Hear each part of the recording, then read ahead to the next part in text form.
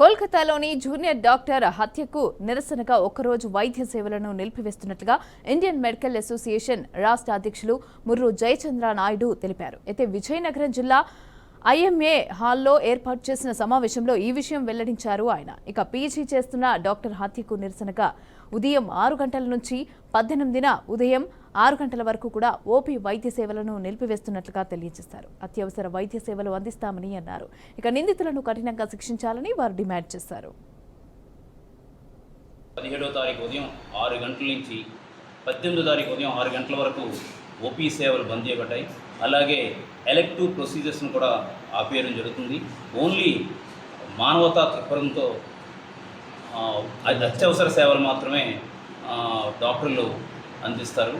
మేము డిమాండ్ చేస్తుంది ఒకటే, దీని మీద లోతైన విచారణ జరపాలి, బాధ్యులైన వారిని కఠినంగా శిక్షించాలి. మరోసారి ఇలాంటి హృదయ విదారకమైన సంఘటనలు పునరావృతం కాకుండా చూసుకోవాల్సిన బాధ్యత ప్రభుత్వాల మీద ఉంది.